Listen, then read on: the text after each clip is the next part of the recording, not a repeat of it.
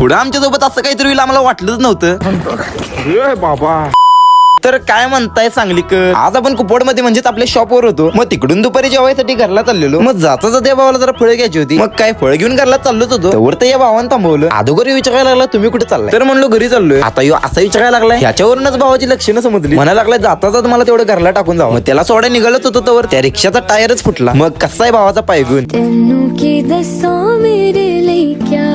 आणि आता आमच्या सोबत या भावानं लय बेकार वागलाय. पहिला आम्हाला म्हणला मला घरला तेवढं सोडा. मग घरी गेल्यानंतर म्हणायला नाही मी तुमच्यावरच येणार आहे. इकडे कुठे तू तुला घरला सोडायचं होतं रे.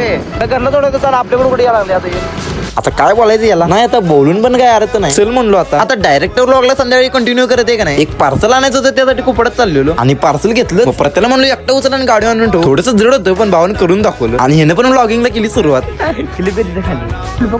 मी काय करू चल. अरे मी काय करू म्हणजे बाबा. एक तर कसं तर तो बॉक्स घेऊन बसलोय आणि एकदमच गाडी येऊन बसलाय. थोडक्यात तोल जाता जाता वाचला. तोल पण आणि आम्ही पण आणि आमच्या सोबत काय आहे ते पण पडता पडता वाचलं. तर आजच्या परत एवढंच. व्हिडिओला तेवढं लाईक करा आणि जाता जाता तुमच्या भावाला तेवढं फॉलो करा काय विसरू नका. चला.